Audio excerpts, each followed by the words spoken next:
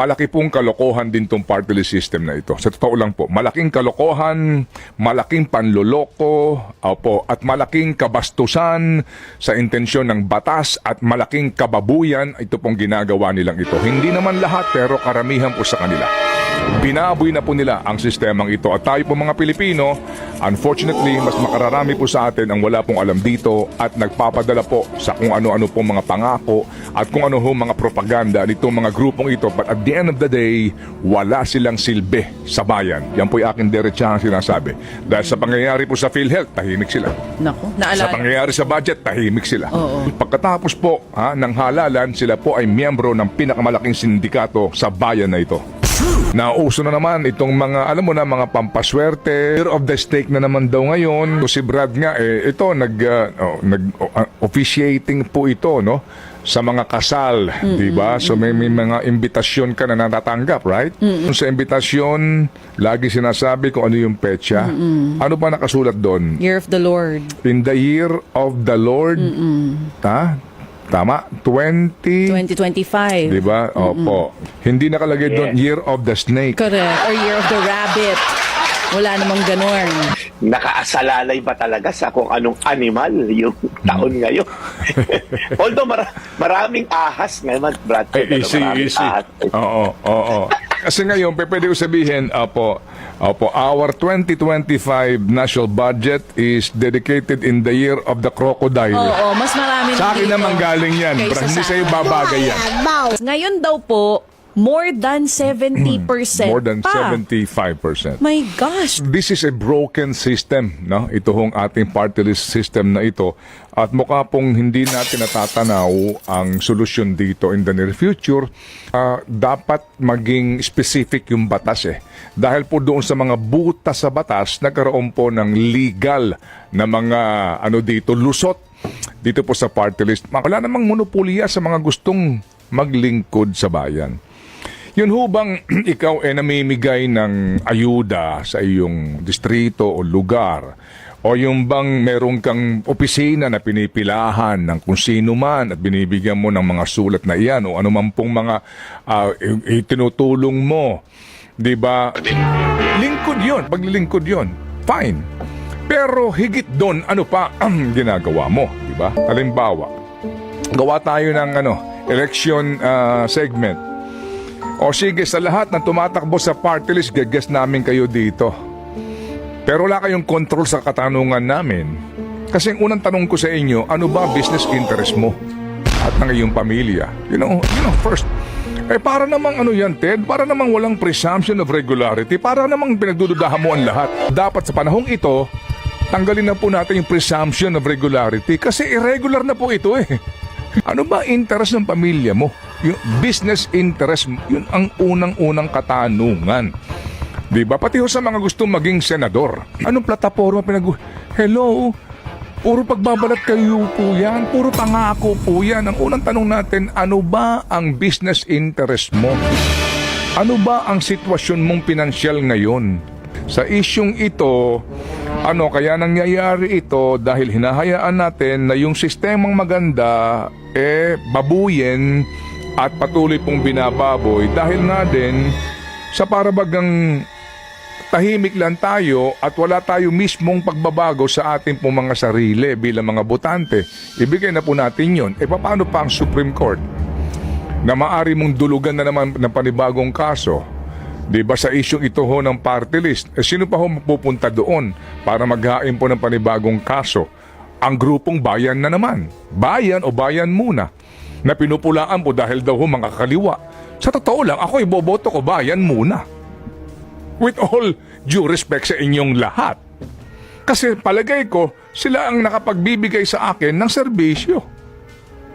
Oo, ini-endorso ko. Ako personal.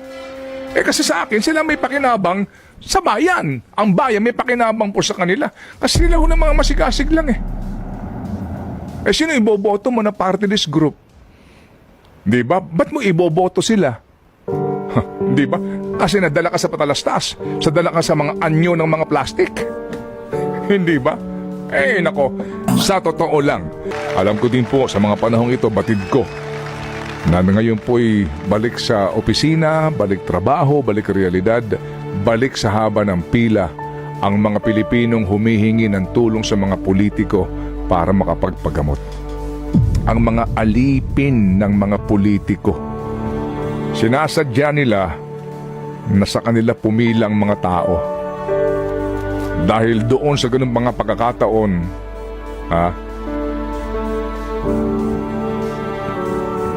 nagkakaroon ng sense na nasa kanila talaga ang poder.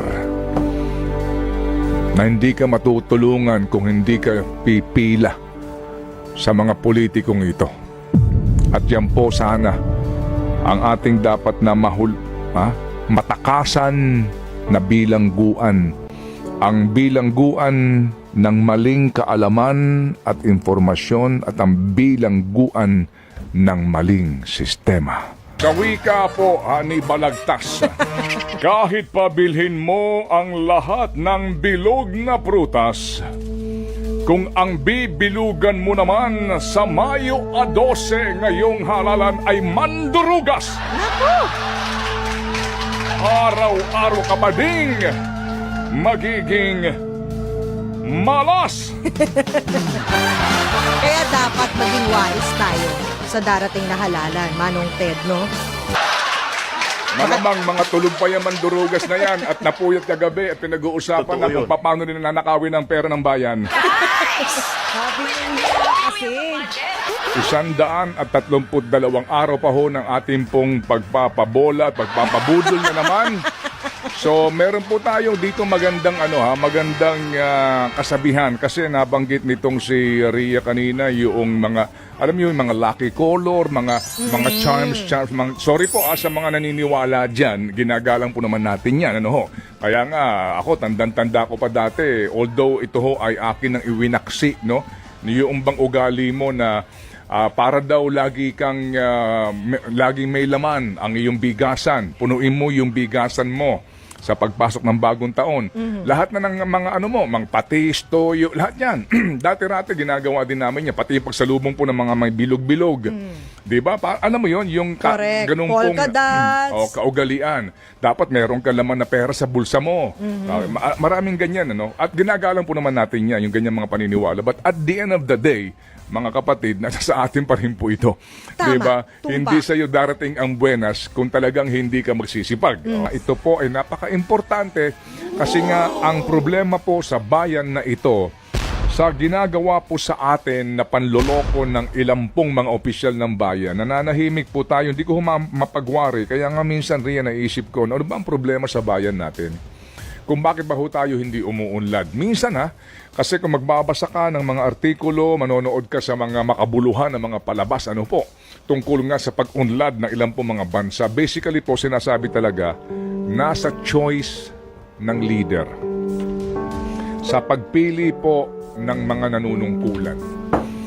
Kaso po, sa ating bansa, parang di mo maintindihan, ano ba dapat mauna, itlog o yung manok? Di ba? Oo, ito ba ay dahil po sa kamangmangan ng iba, kahirapan ng marami na sinasamantala? Ngayon ho kasi hindi maitatanggi, di ba? Kahit na po hindi ngayon presidential election, midterm po ito, pero doon pa lang po sa pinipili, sa sinasabing gusto nilang piliin, alam mo na may problema ang bayan. Sa uri po ng gusto ho nating iluklok sa pwesto. With all due respect. Mahirap naman po nating, kumbaga, isa-isahin sila dahil lahat sila makakaaway mo. Sabi nga ng isang nakapanayam natin na political analyst, no? Yung parang bagong makinarya na ngayon sa kampanya talaga, yung social media. Oo. Pero before the advent of social media, ganun na rin naman Garon na rin. Na-impose lang talaga, napalakas lang talaga, lalo yung panloloko sa ating mga kababayan. True. Even before itong social media, ganun na po nangyayari nga Kaya kailan ba mo magbabago ang ating pong mga kababayan sa pagpili po ng mga manunungkulan sa atin? Mawalang galang lang po. Kasi ngayon, sa totoo lang, ang dami pong mandurugas na gusto raw maglingkod sa bayan. Ibig sabihin, nagsimula kang nagpapahiwatig ng pagmamahal sa bayan. All the way, mahal mo pa rin ang bayan na napakahirap mahalin.